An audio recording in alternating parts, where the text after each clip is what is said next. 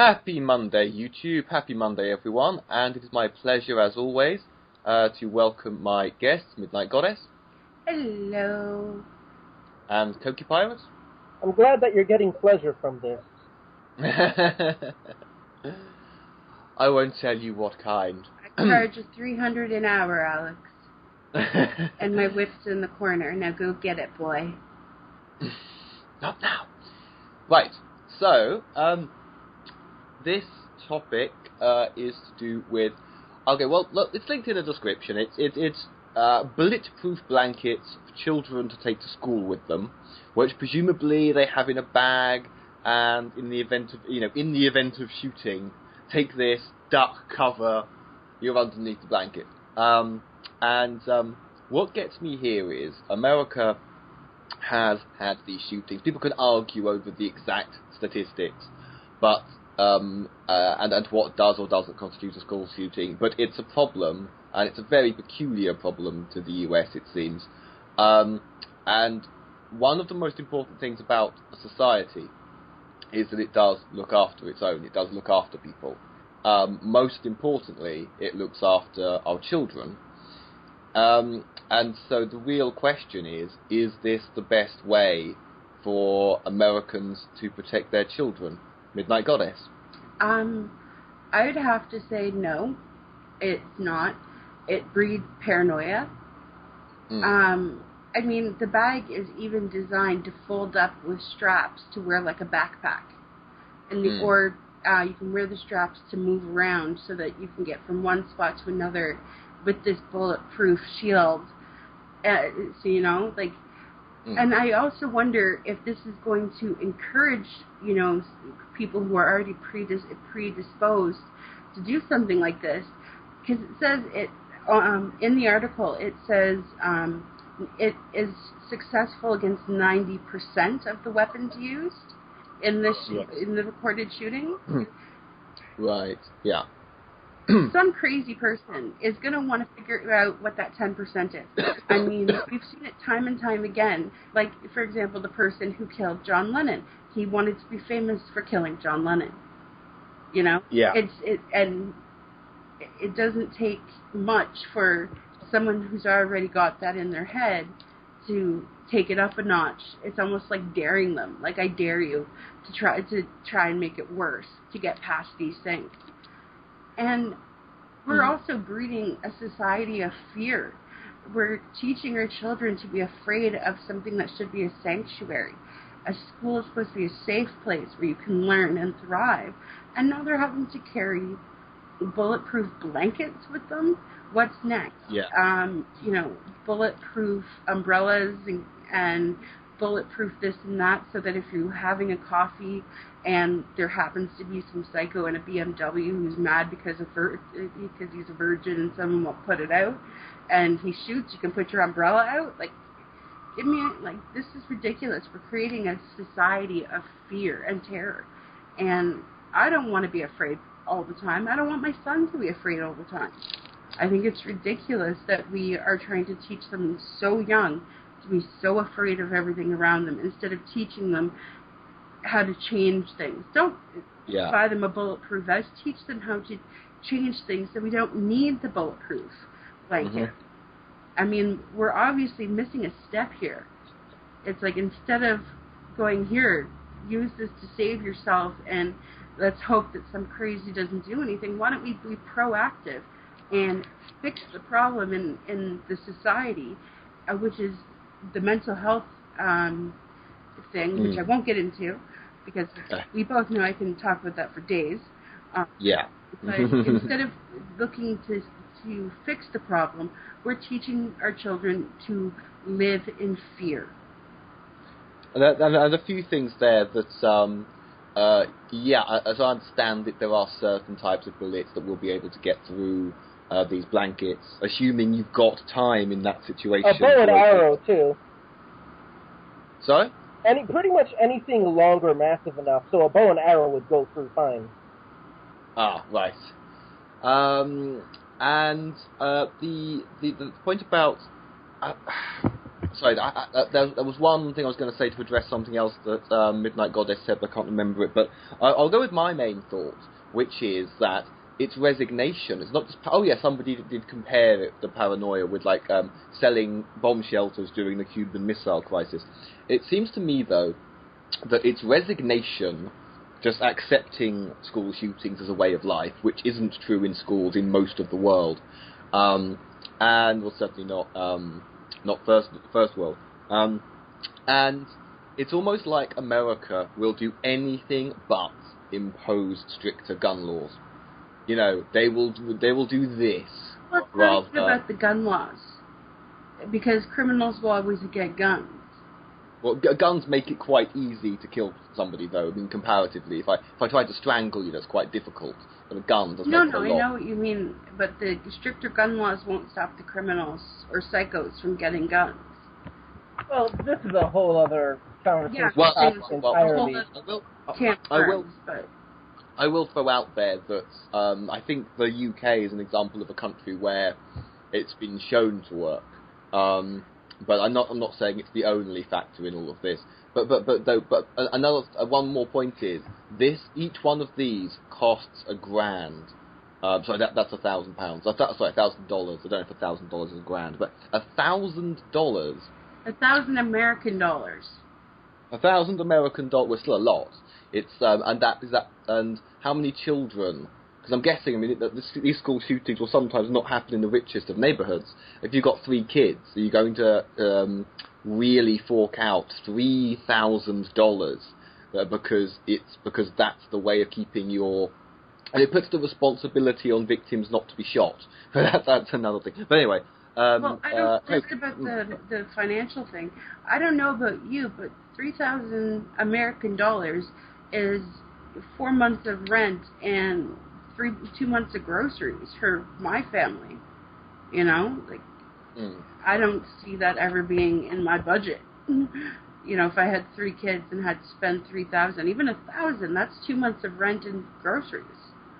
There you go. You know, I think it's pretty obvious that this isn't something armed to protect or designed to protect all children. It's something directed at upper middle class or upper class families that are, you know, concerned because they get to be protected. The wealthy get the gated communities. You know, when you think about neighborhood watches or people open carrying, you know, this is all in pretty affluent neighborhoods. You know, it's the safest people that always seem to have the greatest paranoia. Yeah, and of course Elliot Rodgers was well-to-do as well, in a well-to-do neighborhood. Yeah. So okay. I do think, not that I'm necessarily opposing the point that Midnight Goddess was making. It's just more of like to bring this up, the idea that we need to address the mental health institution. The two aren't mutually exclusive. We can prepare students for the worst while at the same time trying to deal with the mental health problem. I mean, we do have schools do drills for fires. You know, it's a fire drill. Everyone out of the classroom practice the evacuation. And it certainly wouldn't hurt to have a protocol in schools to deal with these kinds of shootings. Granted, some are better than others. I remember seeing some old sort of films during the Cold War that they're saying, duck under your desk when there's a nuclear bomb warning, because that's really going to help, apparently. Granted, I guess it's still better than standing where the ceiling could collapse on you, but still. Yeah. Everyone at home, if the world is going to end, you have to put a paper bag over your head. That's enough. But, you know, this whole, let's buy a $1,000 blanket and pretend we're a turtle until the shooter goes away. I'll take my towel, thanks. It seems a little excessive for the cost.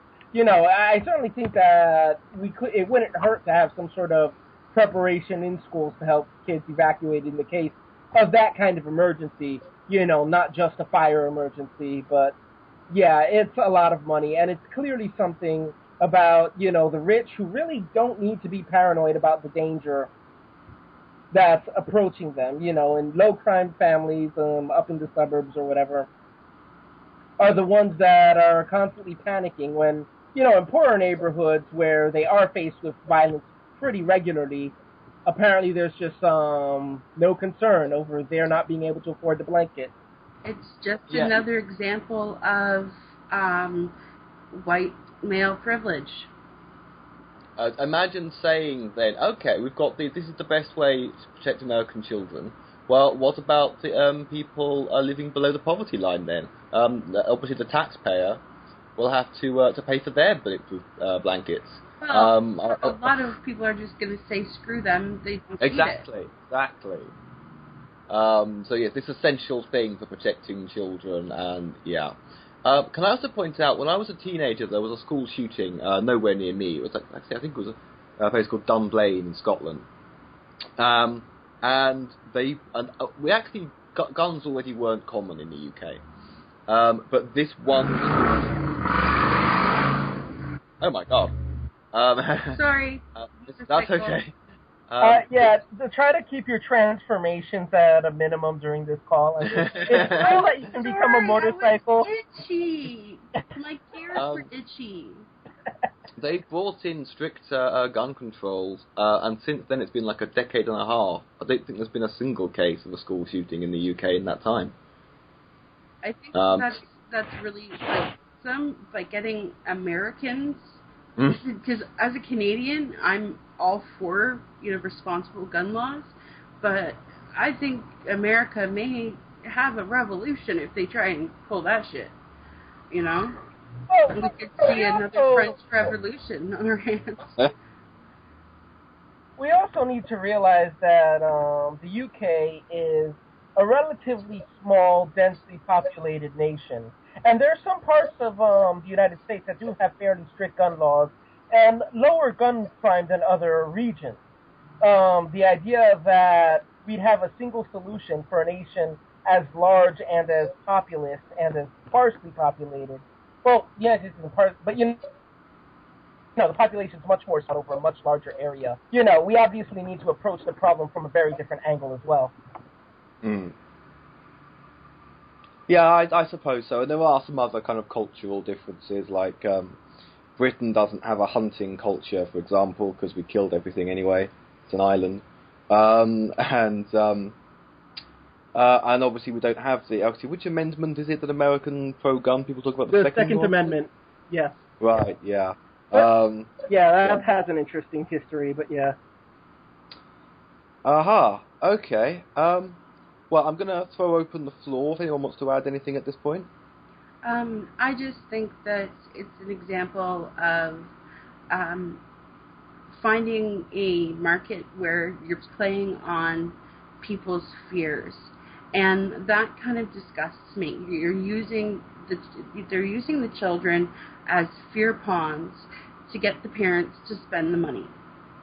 And I find that to be absolutely deplorable, and I think it's scaring children for no reason. And let's not forget they bring up tornadoes and hurricanes. And was that like footage from Ground Zero that they were showing at the beginning as well? I don't know. It was some sort of disaster going on. I think it looked like the beginning of from 9/11. Yeah, it's basically saying the apocalypse is coming. It's not just that there's been an increase in school shootings, but rather the entire world is going down the shitter. Be the last to survive. It's just sort of... It's really preying on people's fears, and those who have the money will invest in it, obviously. No, I mean, not everyone who has the money, but a lot of people who have the money and are paranoid like that will invest in it. I'm imagining being one of these poor children, having it really drummed into me that you do not lose your bulletproof blanket. Anything else, but, you do not lose that. And it probably won't make these kids' lives any easier generally. Okay then, so Midnight Goddess, your final thoughts and goodbye. We need to teach our children and the future generations how to positively solve problems instead of teaching them fear and teaching them to hide and run away from things. Obviously, you don't confront somebody shooting a school, but it's just one building block in raising a generation that is scared of its own shadow. Alex, don't forget your safe word later. So this is goodbye from Midnight Goddess.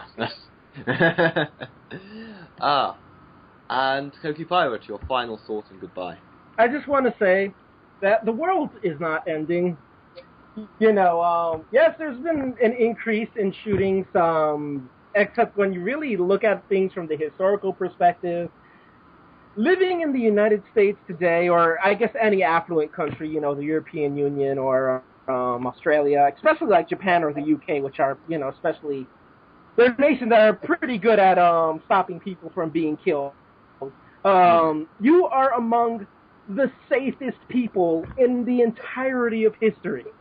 To think about, like, all of this stuff that's going to happen in the world ending, to make your kids pretend to be turtles, it's ridiculous.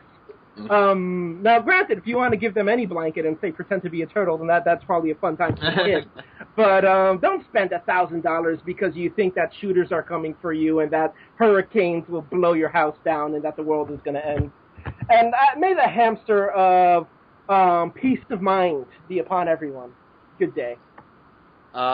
Yes, and they can get to decide whether they're Leonardo or Raphael. Was that another one? Yeah, Michelangelo. They were all Renaissance painters, weren't they? Yeah. In any case, for my final thoughts, I'm going to plagiarise an episode of Quantum Leap and say, sell fun, not fear. And it's a good night from me. Happy Tuesday, YouTube. Happy Tuesday, everyone. And please welcome my guests, Midnight Goddess. Hello. And Dr. Smith. Hello. And tonight's topic, rather, is essentially, should religion just be removed from schools entirely? Just, why do you need religion in education? Now, obviously this would mean, I suppose, the end of any faith school, whether it's Muslim or Catholic. I will say, I think the preferential treatment of faith schools here in the UK is something that should end.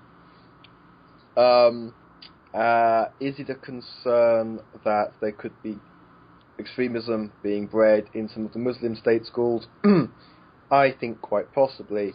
Would also say, do Catholic state schools need extra taxpayers' money, given that if the Vatican wanted to feed, clothe, provide medical care for, shelter, etc., every child on the planet, they could, and they'd barely notice. They'd barely notice anything had gone from their bank, I mean. And I would certainly say it's an end for that. Now, what the education I had, we end school on GCSEs. So there were 3 years where religious studies was compulsory as part of the humanities. And then which humanity or humanities you chose out of religious studies, geography and history, that was up to you. That was entirely your choice for the actual exam level. I would say, as a subject, purely academically, it does make sense to include religious studies because they help you understand geography and history. We call them the humanities because they're 3 complementary things. You'll understand history better if you know geography, for example. Even Richard Dawkins, the super mega atheist, thinks that. But that should definitely include comparative religion. Well, Christians may believe this, but on the other hand, Hindus believe this, and so on. But that's me talking from a British perspective, also never been to a faith school, although I think my school was partly funded by perhaps there was some religious element in the funding, but there were other things. Midnight Goddess, your thoughts? Well, I agree with you to a point. I have been in both Catholic and non-Catholic schools in going to school. Yeah. Now, in the sense of, I agree that I really benefited from the world religion program, because that allowed me a glimpse at all the other types of faiths and religions and belief systems. But when I went to the Catholic school, I had to take religion courses. I had compulsory times that we had to go to the chapel. There was prayer time. It was just really ridiculous and very, very much pushed on you that, religion was everything and things like that. Like the school was so religious that if you were pregnant, you had to transfer out of the school because child out of wedlock weren't permitted. So for me, I found that the religious program, like just the class itself of world religion, really gave me a great perspective on the world.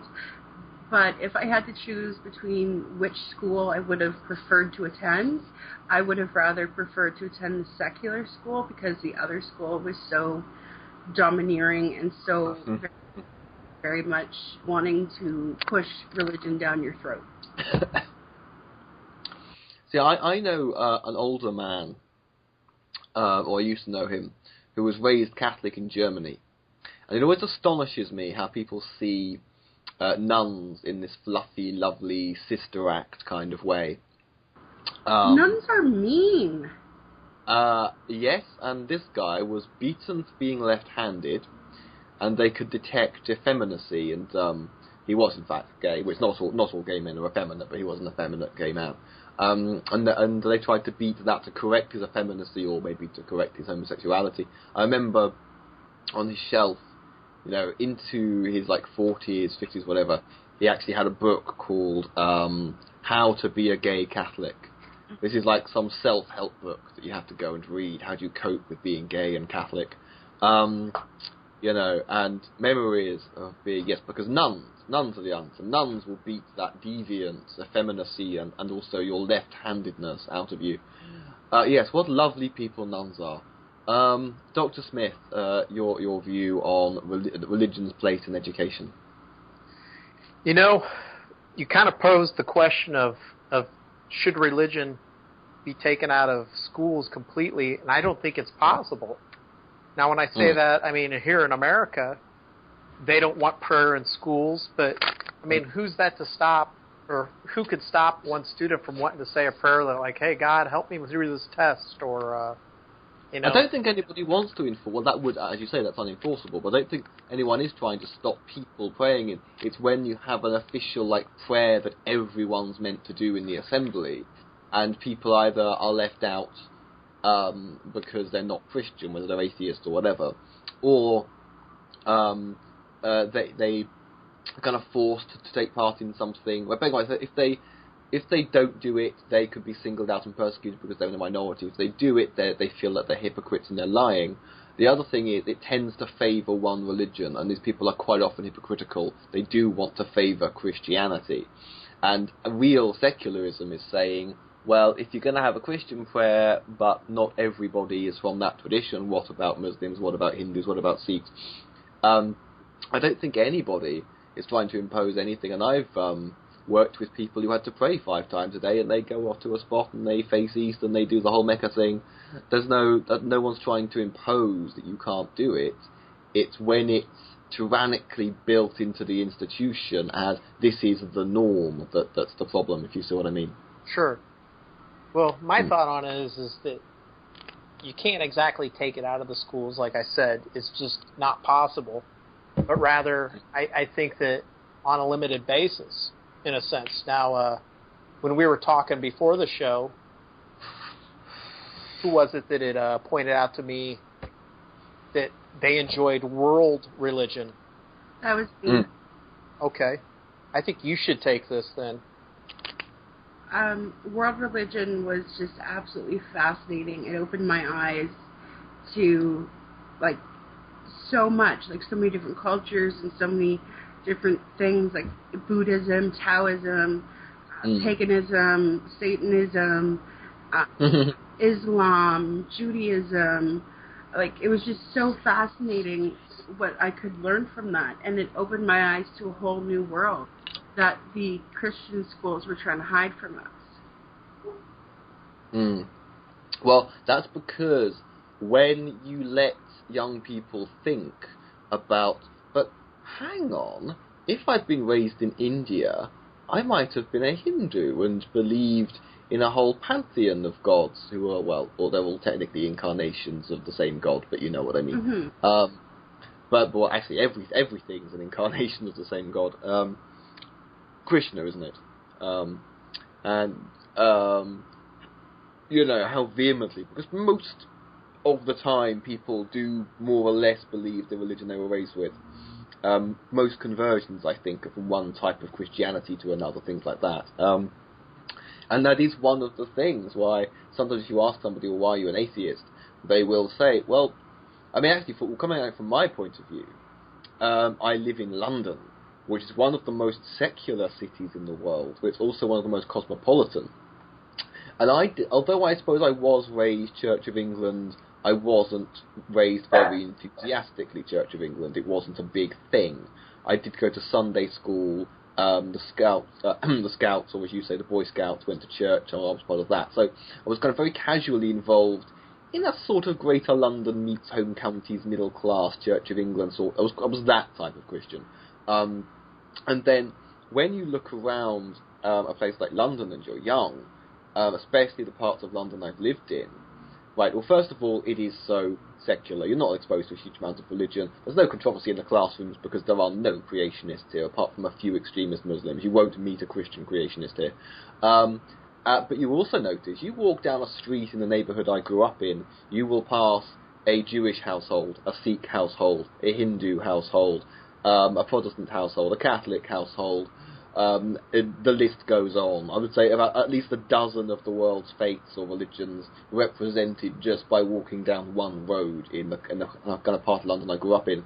And inevitably, whether it leads to atheism or agnosticism, you're going to think, well, not everybody can be right. So if somebody goes to school in, say, small town America, and everybody's Christian, and that, you know, it seems weird to you that anybody in the world isn't Christian, and you're taught world religion or comparative religion, you're going to start to doubt that you just happened to be born, to be lucky enough to be born into the religion that is, quote unquote, the truth. Either of you have anything to comment on that? I think you said it really well. I could also you said a mouthful. I said a mouthful. I tend to. Well, another thing, of course, is it could be that there is a God, and that nobody on Earth has got it right yet.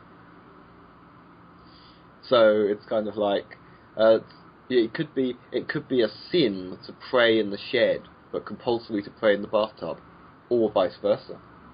Nobody knows. That's metaphysics. Yes. This makes me want to read Skepticism Inc. again. I guess the biggest thing that I could think of with this subject is, and it's been said before, but it seems to me that, like, it's looked down upon to have a little bit of free thinking and question some of the things that I think normal, healthy people. I think that's kind of a bad way to say it, insulting to some people. Let me think of another way to put it. Most people would want to have an answer to why is the sky blue, or why is the grass green? You know, simple questions like that science can answer. And with religion, it's a leap of faith, and it's a very tough, you know, leap of faith for many to want to take that jump with. Myself at times included. I've struggled with an internal turmoil over religion due to family members. I don't want to say bullying, but rather being very pushy with their opinions and thoughts on God and religion and right. Yeah. whatnot. So when it comes to that, I lean towards less religion at school, so that way it isn't making people conform to somebody's ideology. Yeah, that is another thing, of course, because a lot of these religious types, the parable that they need to read is Aesop's fable. And as I recall, it was a bet between the the sun and the wind as to who could get this man to remove his coat. And the wind blew and blew and blew harder and blew harder to no effect, and then the sun simply had to shine and make the man feel warm, and he removed his coat of his own free will. If only, mind you, if that were actually in the Christian Bible, they'd still ignore it, or enough people would ignore it or corrupt it, but they don't get it. The attempt to indoctrinate by either bullying or by threats. I mean, this absurd idea that you can use the threat of hell against an atheist, but mind you, when they use the threat of hell against children, that's not cool. I think it's abusive when they use it against children. Yeah. Can I ask a question? What do you two think of my niece? I think she was about 5 years old, and she was going to a religious school, not Catholic. Around Easter time, my sister was sent home with these eggshells, and she was explaining to me that she had to show Lily, my niece, these eggs need to be broken a particular way to represent the spears being jabbed into Jesus Christ before he was hung on the cross. Don't you guys think that that's kind of a disturbing image to be putting in like a 5-year-old's mind? I was taught that a long time ago. I mean, I couldn't even really wrap my head around some of these concepts they were teaching us in Sunday school. I think when you're about 10 or 12 years old, that's a few more years to where you've kind of been brought into a few more situations and whatnot, and you kind of understand things or begin to understand things a little bit, and you become to be a little bit more aware. But, like, throwing things out to a young kid at that age. Yeah, this is the thing, and it's religion, so it gets a free pass. But you're kind of telling them, you wouldn't show a horror movie to these kids, and these are the people who are so often up in arms about violence and sex and swearing. But that's religion. That's putting the fear of God and guilt and shame into a child for the right reasons. That's a good thing. Okay, I'm going to open up the floor. Does anybody have any remaining thoughts on the subject? I think go ahead, you first. Okay, I just think that we really need to watch what we're putting into our children's minds. Do we want a generation of people who do things out of fear, like what we were talking about in the last segment on Monday, but with the bulletproof blankets? This is just another way of indoctrinating fear into a generation. And when you have a generation that's fearful, you have a generation that you can control. Yeah, absolutely. And Dr. Smith? I think it's dangerous with religion getting involved in schools, whereas I think it's safer for a school to teach about religion on the other side, if that makes any sense. I think it's better to, like we had discussed earlier in the segment, world religion, getting an overview of what religion is about, what it's done, good, bad, or indifferent, in teaching people a very middle-of-the-road perception of it as opposed to giving it a very one-sided view. Yep. Okay, I agree. And actually, this reminds me a little bit of a subject that we never got around to covering, which kind of connects with this story because that Muslim kind of extremist indoctrination of children, not to pick on Islam. We talk about the dangers. There is sometimes danger. Our mayor, and this may be yet another example of I don't know if it's peacocking exactly, but it's another. But basically, the London Mayor Boris Johnson wants social services to investigate Muslim families to see if they are, if children are being raised, to believe that it's a good thing to be a suicide bomber, things like that. To see. Are you serious? to see if children are being radicalized, defining it not as... only is that's disgusting and deplorable. Not to mention that is one you're putting everybody in the same camp. You're stigmatizing them. You're making people scared of them when they already have a bad reputation. Like, what is going on with these people? Like, seriously, what is it? Well, what is, no offense to you, the fact that you live in Europe, Alex, but what the hell is up UK's ass when it comes to Muslims? If it's not the BNP, it's UKIP. If it's not UKIP, it's the government social services now. Like, what the hell is your deal with freaking Muslims? Well, Boris Johnson's angle is that to indoctrinate a child into a radicalized version of a religion is child abuse. So it's to investigate potential child abuse. Radical Catholicism isn't weirder and worse? Well, this is the point that it would, there could be a backlash of the Muslim if this actually happens.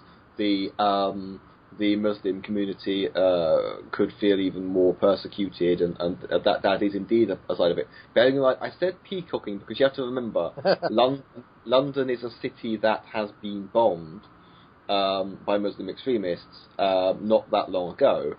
And obviously this is a mayor of a city, and people who have power don't want to lose it. Boris Johnson is at least, assuming he doesn't go for a higher job, he's going to at least want to maintain his position as mayor of London.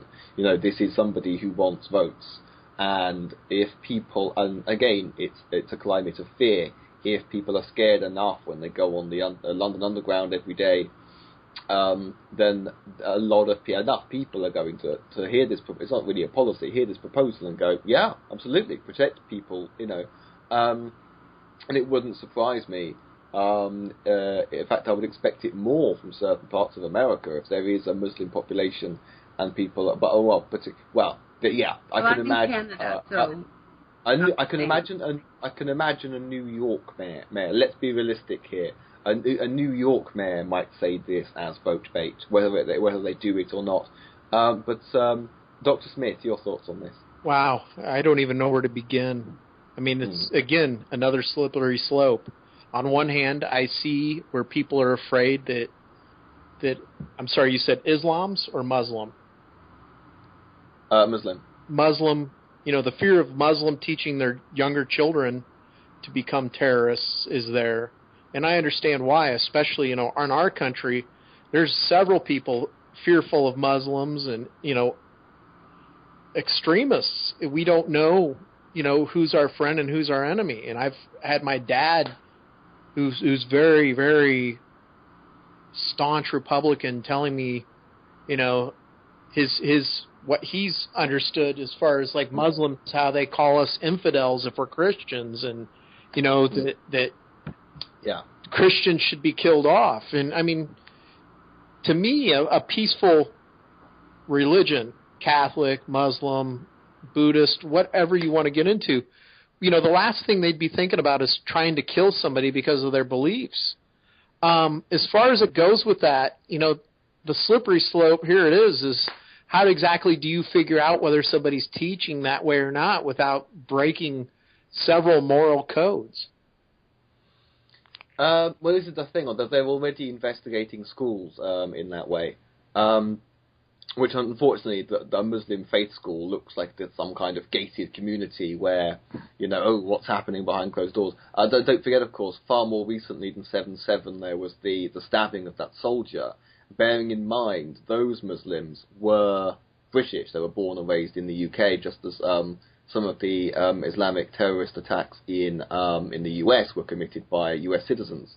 So people do have this fear of it's not necessarily an Arab who's come over from Saudi Arabia. It could be somebody who sounds like a regular American Joe. I mean, in the case of going back to Britain, one of the 7/7 bombers was just this teacher. He was married. He was considered a pillar of his community. Nobody knew he was going to go down to London with a bomb. So yeah, people have these fears, and as for you talk about staunch Republican, well, Boris Johnson is the British equivalent of a staunch Republican, and so he's mainly going to get those kind of right-wing votes anyway. I suppose the big fear here is where a Midnight Goddess mentioned UKIP. When a party like UKIP get votes, that's not the only concern. One of the implications is that mainstream parties will try and get votes by being more like UKIP. So the Conservative Party are inevitably going to... They've lost a load of right-wing votes by not being right-wing enough. Remember, it's oddly enough a Conservative government that passed marriage equality in the UK. You lose your real, staunch, right-wing, hardcore Conservative members when you do that. They could have voted Conservative their whole lives.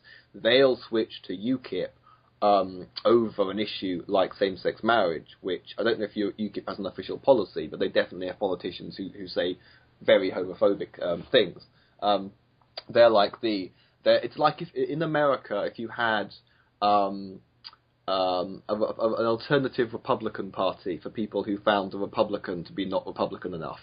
I suppose like a Tea Party kind of thing. Yeah, I was about to say, it sounds like you're kind of describing the Tea Party. Yeah. So that's basically what it is. David Cameron, hate him as I do, he's not quite enough of a right-wing asshole to keep the entire right-wing a-hole vote. And I think that's one of the things that really depresses me, is that getting marriage equality in the UK has had this knock-on effect because it did help UKIP. Okay. Anything else either of you wants to add at this point? I think as far as the subject, wanting to investigate to see if children are being taught that, like I said, I'm afraid of something like that happening here in the U.S. However, how do you tactfully approach that matter without racially profiling somebody? Well, yeah, it unfortunately is a form of profiling, but at the same time, while I can see a reason for it, it's, as I think we've covered, it is appealing to fear-mongering, although, as you, James, keeps pointing out, the Conservative Party and this government and so on, they are often full of hot air. David Cameron was going to block porn in the UK, as we discussed before. That was a year ago. No one says anything. No one in the UK is saying, "Oh, I used to be able to access this porn site and it's now blocked here." All these things that appeal to the Conservative mindset that they say. A lot of it. And of course that Michael Gove thing of punishing parents if for children misbehaving in school. Will that really happen? I certainly hope not. But anyway, okay, I think it probably is time for final thoughts and goodbye. So, Midnight Goddess, your final thought and goodbye? I have never been happier to be Canadian. Because we don't have this issue that you guys seem to have with Muslim fear. And I think it's really sad that you guys do. And I understand you've had terrorist attacks and things like that, but I still find it really sad. So this is Midnight Goddess saying, if you can't love yourself, how can you love anybody else? Mwah. Okay, and Dr. Smith, final thought and goodbye? Good conversation. I think maybe in the future this is another topic we'll probably hit again, I bet. Yeah, I should imagine so, or something related to it. And, I can't think of anything else to say, so it's good night from me. Happy Wednesday, YouTube. Happy Wednesday, everyone. And I'd like to welcome my guests, Dr. Smith. Hello. And Luke. Hello. Right, now, this is an oddly Anglo-centric story, well, a London-centric story, but I always like to think that when I pick British stories, they are ones that kind of do resonate internationally. The London Mayor, Boris Johnson, has bought 3 water cannons, and the UK has never had water cannons before. But I gather the US has them, Germany has them, Germany makes them. That's where we bought them from. And exactly what Boris Johnson is anticipating that would require them, who knows, but I suppose there have been riots here. There's also been a lot of perfectly reasonable and peaceful protest here as well. A protester from Germany who was blinded for life by a water cannon has come here warning us, saying, no, don't use these. And that's it. At the moment, Boris Johnson doesn't have permission from the Home Office to actually deploy these water cannons. When interviewed on radio, Boris Johnson was challenged. If you think water cannons are so safe and fine and whatever, would you agree to be shot by a water cannon? Now, he's a politician. He's been Mayor of London for 2 terms now. He's a pompous Tory twat. And I should imagine out of 7 million Londoners, I reckon most of them are going to want to turn up. The ones who don't see it on TV. People are going to want to see. Someone's been mayor of your city. You get to see them shot by a water cannon. And yeah, if he thinks they're so safe. So actually, in a way, he's done something I wish more politicians would do. I say put them in the stocks, throw vegetables at them, anything, So serious in a way, because how are you treating your citizens when they protest, which could potentially blind them, and there's going to be more and more calls for people to protest on the streets. I'm thinking that's the way things are going. On the other hand, it's kind of a voter's wet dream to actually take the powers that be and, well, shoot them. Who wouldn't want to do that? So, Dr. Smith, your thoughts? Now, I've never had any experience with the water cannons. I've seen them used. That being said, I've seen riots before. Pittsburgh, just before I left my military base, had one. And on one hand, I think that it would be a very useful tool. But on the other hand, just like you'd pointed out before, it can be very dangerous. It depends really on what kind of a crowd you're having, I would think. You'd want to choose to use some sort of device like that. Well, yeah, particularly as protesters who, all right, let's suppose, we did have some very serious riots in London about 3 or 4 years ago. There was a lot of destruction of property. People were endangered. It became an excuse to loot. There was originally a proper cause, but it became an excuse to loot. But there have also been some very legitimate protests, particularly, this millennia so far, there have been a lot of protests. And also, there could be a lot of young people, a lot of students, there could even be minors, as in kids, people under the age of 18. It's got a call for quite... you're ex-military and you're ex-military police. How extreme do things get when you start risking, essentially, we blind someone? That's maiming. When to risk maiming women and children, that's got to be serious, like red alert level rioting, hasn't it? Yes, and when you put it that way, let's clarify first. Are you talking about women and children being in a sort of a riot, or are you talking about fear of women and children being injured? Well, a fear of women and children being injured, but I'm bearing in mind what I'm saying is the thing with governments is, can we trust them only to deploy a weapon when it's necessary? If it's a peaceful, people waving placards saying, we oppose this military action, or whatever, most likely now it would be more to do with poverty, more to do with social justice. If you're just going to, and quite a lot of protests are student protests, so there's a lot of young people there, there might even be teenagers, because I can just, it's that question of deployment of any weapon, is if it's in the hands of someone who's going to open fire because they get a bit nervous or they're just very authoritarian, versus, I'm not suggesting, well, actually, women and children, I think some of the protesters were in the London riots. Maybe not very many. Certainly there would have been kids under the age of 18.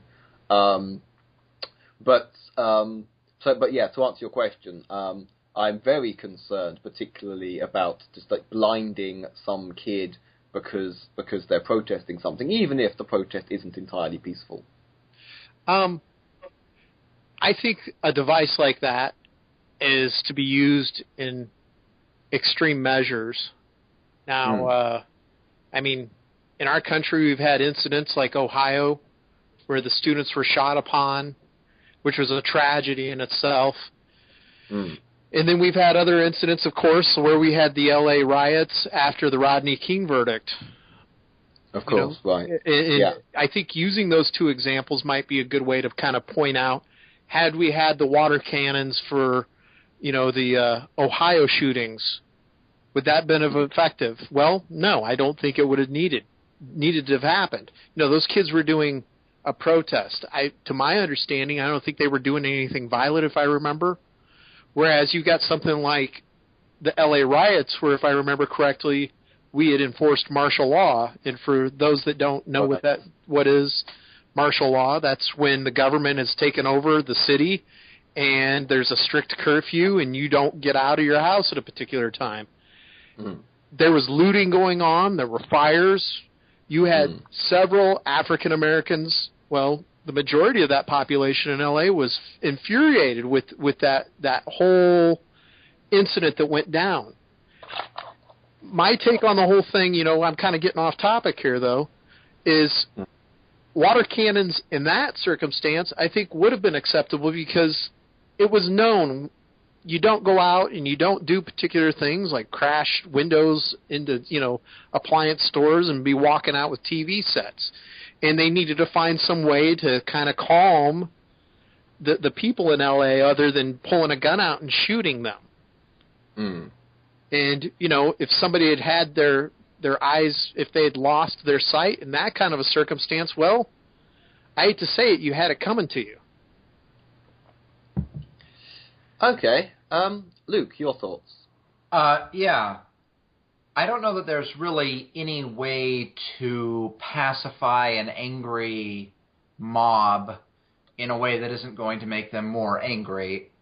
And I think that we seem to be going off a lot of just what people say. Just because one person was blinded through the use of a water cannon doesn't mean that that's the expected or necessary result.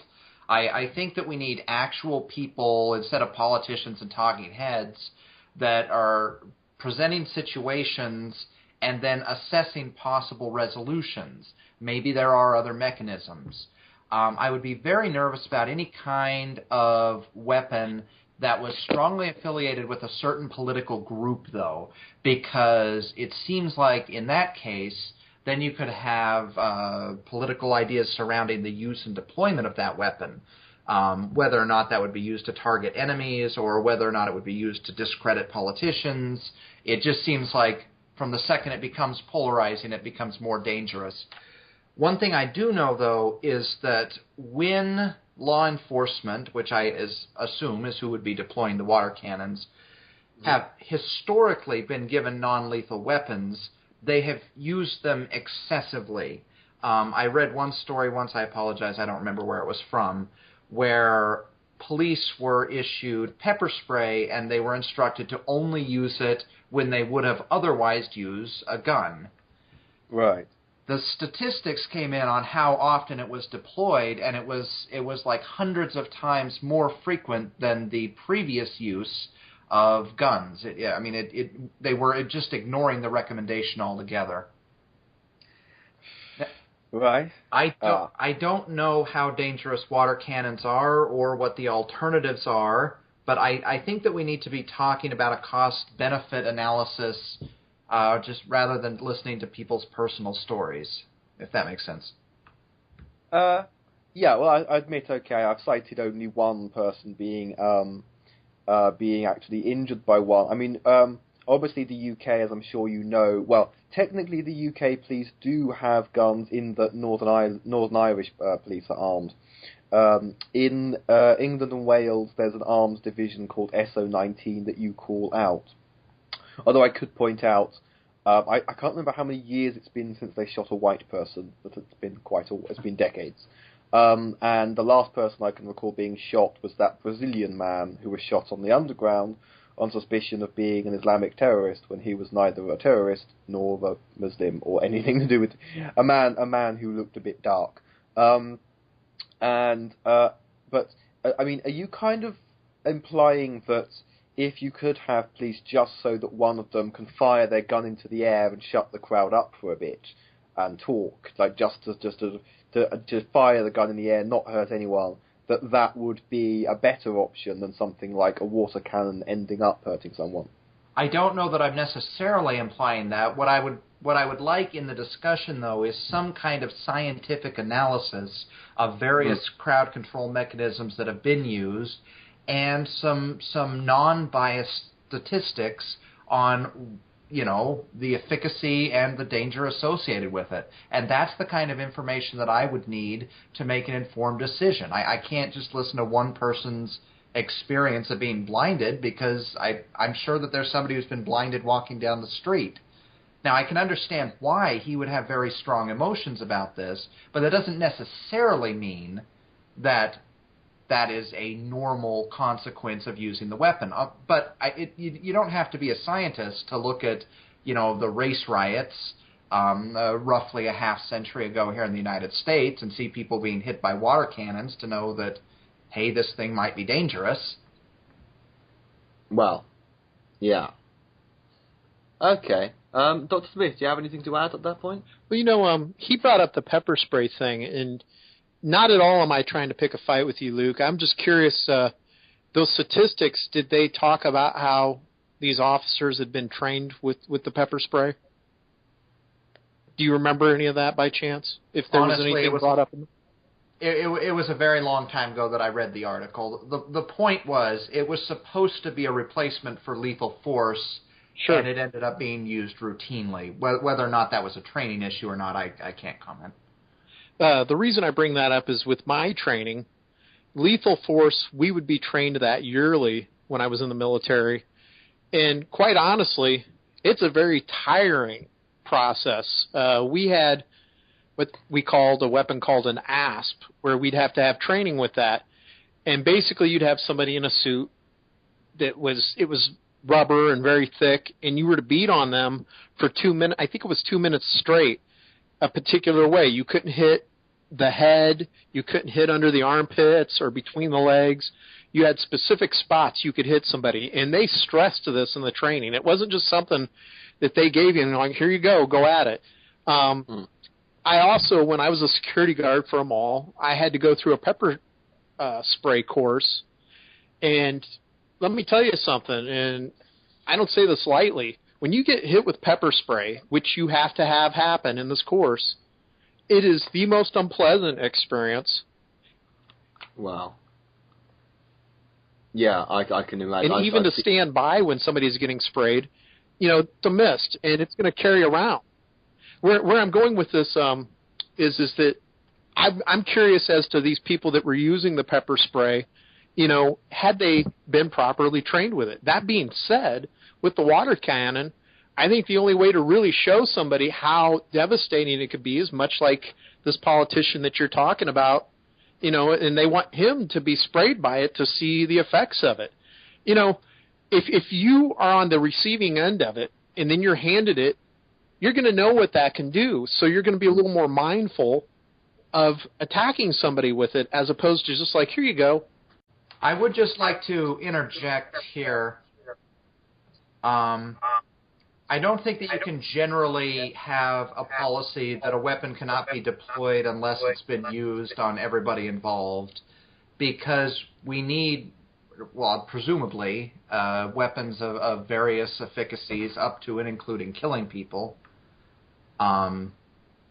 So, I mean, maybe if you wanted to say that anything that was considered routine had to be used on everybody, that would be different. But decision makers at some point are going to have to be able to look at numbers and efficacy ratings and make decisions that are not based off their own personal emotions and experiences. I can also see this going the other way.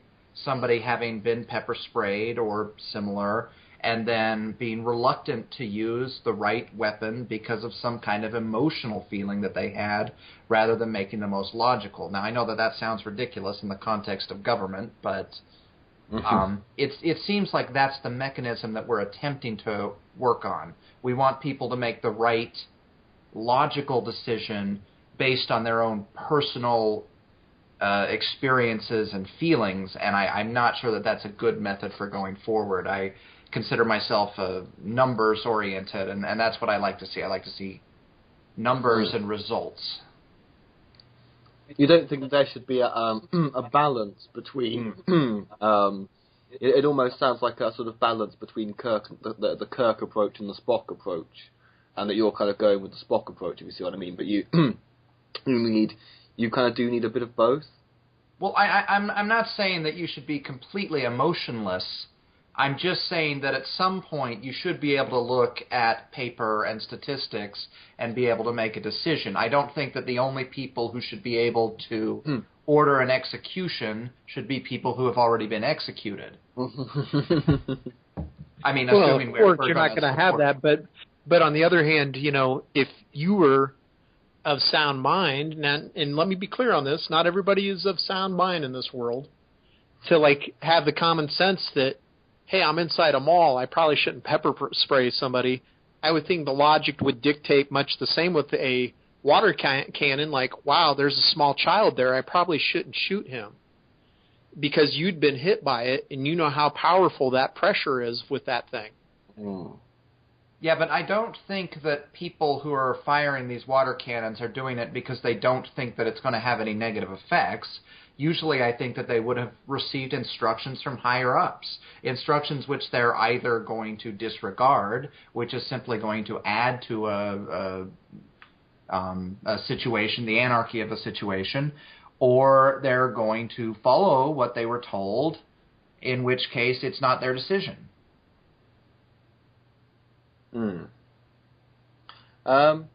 Yeah, I'm not quite sure how the pecking order would work, but that is a point in that there is a kind of, some people will, if you'll excuse the phrase, just obey orders. Okay, I'm just going to ask, does anybody have any?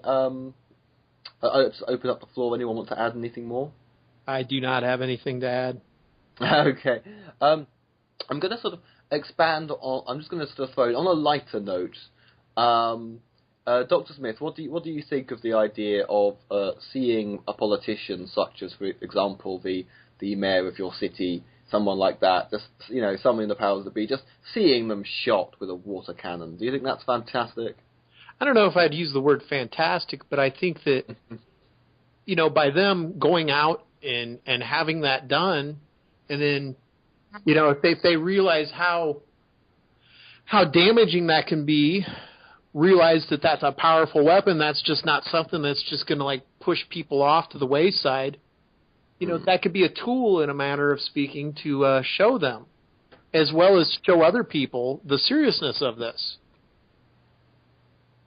Yeah, and I guess if he actually goes, well, if he doesn't go through with it, well, everyone will know who's a pussy, but if he goes through with it, I don't have much good to say about Boris Johnson, but at least and I've never voted for him, but at least it would show the courage of his convictions. Luke, I think what I'm trying to convey is a sort of fantasy of politicians. Don't you just sometimes want to shoot them with something? It sounds like you're trying to steer me in a specific direction. Sure. That sometimes I do, especially particular ones. Yeah. Okay. So I think that it's time for closing thoughts and goodbyes. So, Dr. Smith? I would say to your politician to be responsible and really think about this as far as who you're handing these devices off to before you let people run rampant with them. And Luke, final thought and goodbye? Final thought. Well, I don't think that this is going to change anything. He's already bought the devices, and we just have to wait to see. If he gets shot with it and says, okay, we're not using that on anybody, that would be a victory as far as I'm concerned. Amen. And on that bombshell, it's good night from me. Happy Thursday, YouTube. Happy Thursday, everyone. And once again, I'd like to welcome my guests, Coquipirate. And I would like to welcome Thursday. Exactly, and accept Thursday into your heart. And happy Thursday, Luke. Well, thank you. I'm glad to be back. Hurrah, and glad to have you back. And, right, basically, another superficially Anglo-centric story, but I think that like all of them, it does actually kind of resonate. In the UK, one of those countries that has what we call the ruling classes. In the UK, that means Eton, Harrow, Rugby. If you went to one of these, the poshest, same-sex boarding schools, from this kind of millionaire background, old family, old money, yada yada yada yada yada, you're fast-tracked to power. You are bred and raised with this in mind. You would just, David Cameron would have grown up expecting to one day be a top politician, maybe Prime Minister. Boris Johnson would have grown up expecting to hold some position like Mayor of London. Now, other than the fact that this is blatant elitism, what Nick Duffel, a therapist and author, is arguing in The Guardian, and he is someone who went to one of those posh boarding schools himself, is that these are the worst people to run a country. In his psychological opinion, when you are just, you're raised by your parents until 7, suddenly you're tossed away to live with a bunch of other boys, in some, again, yes, boys, in some, and you're kind of having to cope, life's thrown, you're suddenly very independent and grown up at the age of 7, but in a sense that actually arrests your development, because you have to have this kind of, to simplify it, article in the description, you have like the veneer of an adult, but there's still a kid kind of driving the machine, and that kid never really goes away. Another factor is abandonment issues by boys more likely to be projected onto the mothers. Another thing is they are raised in a totally male environment, so that by the time, from 7 to 16, by the time they come out of these places, girls and women are alien to them, and they're not in touch with the real world in terms of those kind of progression things. It's actually shown to be a lot rarer for those sorts of prime ministers to promote women or do anything to promote gender equality, because, well, why would you? They probably don't even know that they don't quite see women as quote-unquote normal, because, let's face it, this is a very abnormal way to raise children that the quote-unquote ruling classes still do. So apart from why is Britain still generally ruled, and you can see when you compare with people from from more working class or maybe lower middle class backgrounds who don't do this with their children. Bearing in mind, actually, that's an important point. Statistically, people who went to this type of school make up less than 5% of the population of the country, and they almost invariably get to run it, democratically elected or not. David Cameron actually is even related to the monarchy. I've been told off before for pointing that out, but just to make that sort of point. There's the elitism, but also people who are arguably by their nature psychologically abnormal tend to get in charge, and this tends to have, let's say, a negative effect. Certainly that's the opinion of the psychiatrist or therapist or psychologist or whatever, I don't know the difference, and author of this book and of this Guardian article. And I've babbled on for 5 minutes, so I will hand this over first of all to you, Coquipirate.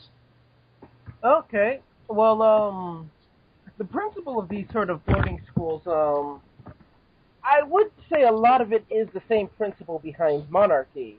The idea that we need to get children in their formative years and sort of prepare them for their role, as opposed to it being something that you might get if you work for it, the idea is this is set in stone and you need to prepare for it, which, has its own reasoning to it. Now, in terms of this article, I thought it was really interesting. I felt a little disappointed when, it wasn't like I didn't see any studies being linked, because they mentioned a couple of different personality types that one might develop in order to essentially accomplish the same thing, which is, have this sort of dual persona, one to stay out of trouble and another sort of unseen. And, they mentioned, like, some might take on the role of bullying, or some might be, like, might even act a little bumbly just to draw people's attention and affection. I'm like, well, how much of this emerges in normal schools? I don't know. Maybe there's a study on it in the book that they expand upon it, but yeah. That being said, I can certainly see the sort of classism that's going on. It's a very niche thing that, and granted, I suppose this applies to U.S. politics, too. A lot of them come from wealthy backgrounds. Granted, there's some like Clinton. I think he came from a pretty poor background. Nixon as well, I think. Yes. So, yeah. There are exceptions in U.S. presidents, but you can still see the class divide. And the very way of thinking behind, these boarding schools seems like a relic of sort of the nobility days. Okay. And, Luke, your thoughts? Well, I would like to say that there's no institution or practice that you can impose on people that makes them cease to be individuals or humans. That doesn't necessarily mean that specific environments cannot exacerbate certain personality traits, be them positive or negative. It would be very easy to say that this is a privileged group of people that doesn't know what it's like to be an underclassed individual, but you could also make the same of the middle or even lower class. I mean, a low-class individual in the United States probably still has no idea what it's like to be in a third-world country where you literally cannot afford food. So yes, there probably are positives and negatives associated with any form of schooling, and I think that exploring what the positives and negatives are is probably a good thing, but I don't know if we can ever truly get rid of negative influence, especially when people are seeking power in the first place. And that's effectively what we have. We have I'm not familiar with your system, but it sounds like people go to these schools because they want positions of authority in the first place, or at least their parents do. Would that be accurate, Alex? Yep. And I don't know how we're going to have an unbiased study on this, because there's already a specific subset demographic that's seeking that kind of environment for their children to begin with, and they're probably already consider themselves a privileged batch. So something like I'm sure you could find correlations, but to try to have a causation, it would be very difficult, because it's already a very small segment of the population, people that can afford it and people that want that kind of schooling. Yeah.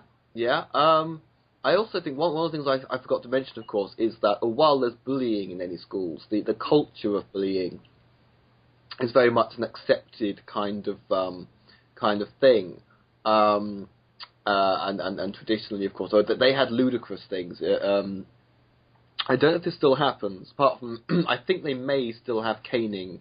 Traditionally, they would have, but then so would normal state schools back in the 80s.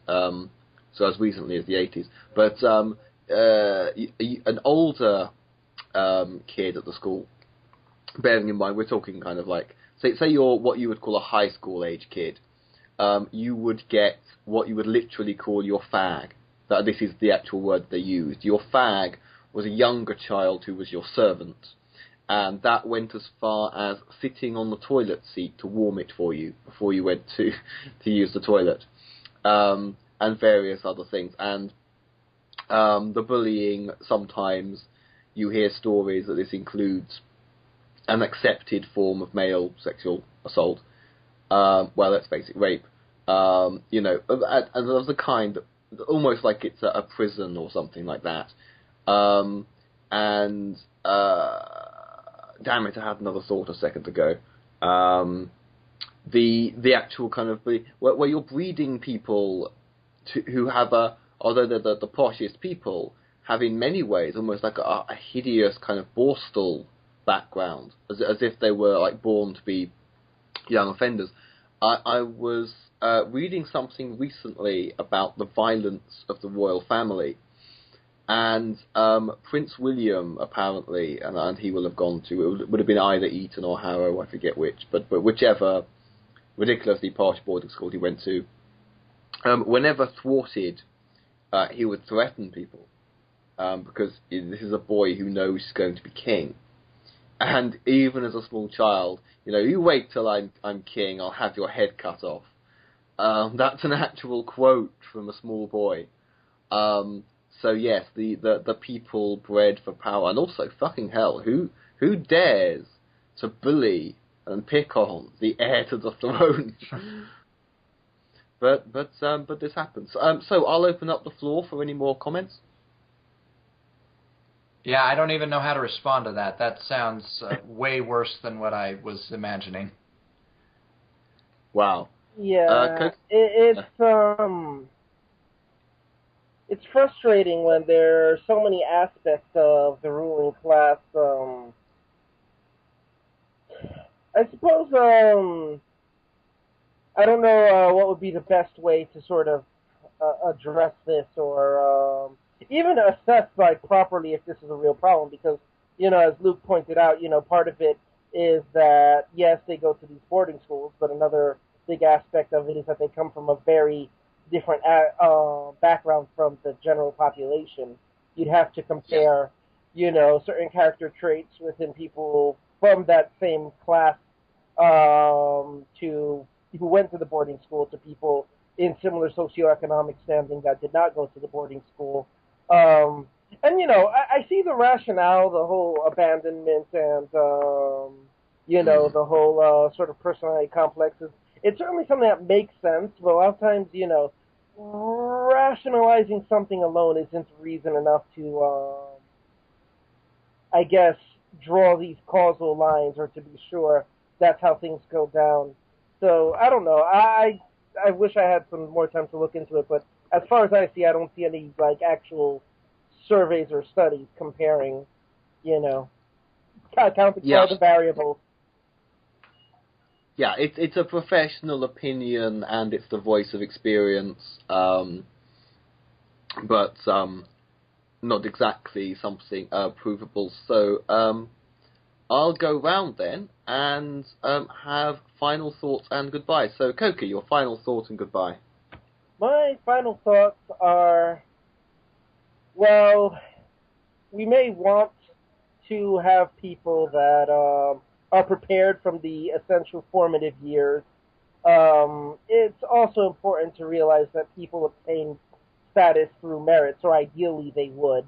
And so, hopefully, may the hamster of social justice and equality smile upon England and the rest of the world.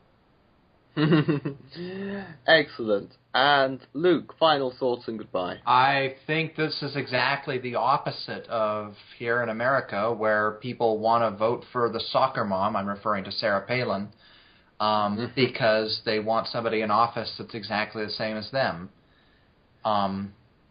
So I don't think either system works very well, so I don't know the solution. A happy medium, perhaps, I suppose. Yes, that would be good. Well, I'd say that ideally it's whoever has shown through their history is more fit to lead. I don't think that there's any sort of ideal sort of demographic. I mean, the whole point of democracy is that everyone's on equal standing. It can be poor individuals if they take the time to educate themselves and, well, not just take the time, if they have the opportunity to educate themselves and lift themselves up, they are fit to lead. Or if it's someone in the middle class or higher class, we want to get everyone, Ah, indeed. And On that bombshell, it's a good night from me.